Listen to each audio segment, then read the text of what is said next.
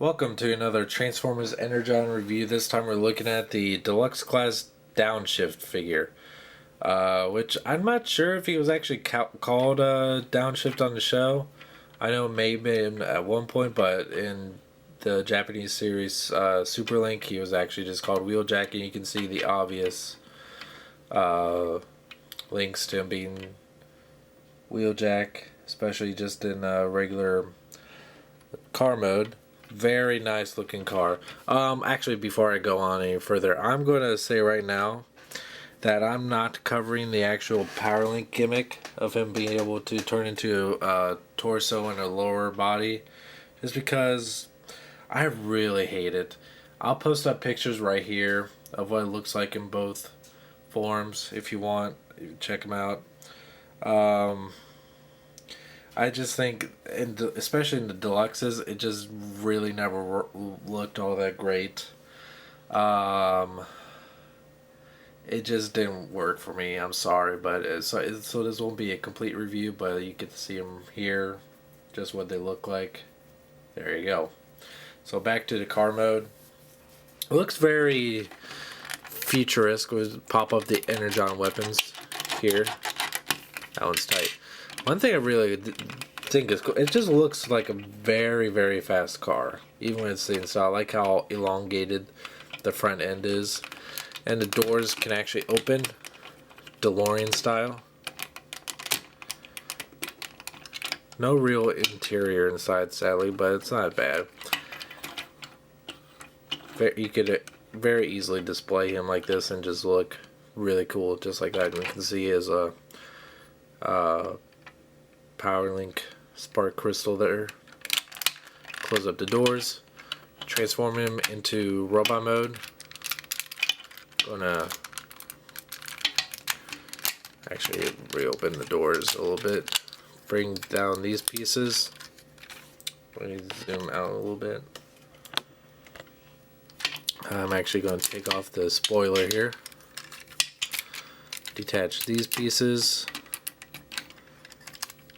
Separate the legs, fold out these pieces here,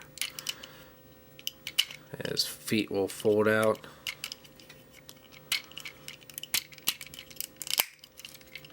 like that.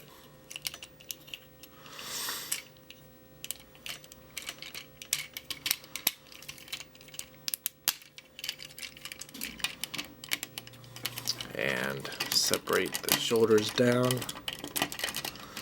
And bringing this piece back, and there you have Downshift, aka Wheeljack, in robot mode. Oh, you can't see his head. There you go. Now, a couple of things you can do with his weapons. You can either have him hold them individually, like that, or you can actually attach him to the spoiler here, which I think looks better, like this.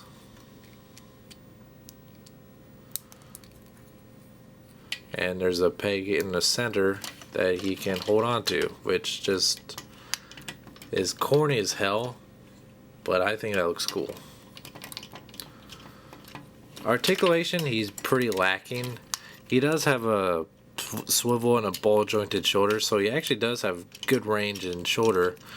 Elbow, that's about it. No wrist, he has very limited movement there. No waist articulation, mainly because of the Powerlink gimmick. Very kind of awkward knees because they bend forward more than anything, but the legs do go out to the side and they are kind of loose. When you try to move them back, it just kind of hits his backpack here. And if you want to get technical, a little bit of foot.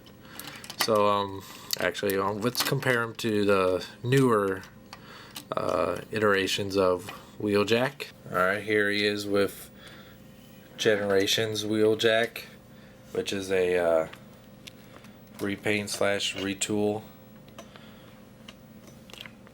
of tracks. Sorry, I had to move the camera back a little bit. And let's actually move him to the center. Here's the newest edition, the very awesome, one of my favorite figures currently, Prime Wheeljack. So it got a little nice little kind of tiny evolution of wheeljack there. Except I've never owned a G1 wheeljack, sadly enough. So this is a very interesting figure. It's the car mode is awesome.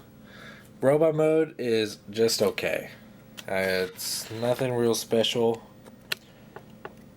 Maybe if you're just nostalgic for wheeljack, oh, you can also flip down those shoulder pieces if you want to. Powerlink gimmick I still think is really shitty. Like I said, car mode is awesome. My favorite part of the whole toy. Robot mode is a little bit too chunky looking for my personal tastes. It just, man, if you want to be a completionist of the whole Energon line, maybe then get it. Or if you're just a fan of the wheeljack character, even though this wasn't called wheeljack here in the U.S., I'd say it's really kind of, I would only really recommend this to a very specific audience. Either if you're really into the Unicron trilogy or if you're just a wheeljack fan. Those are really the group I'd recommend this for. Until next time, thank you for watching.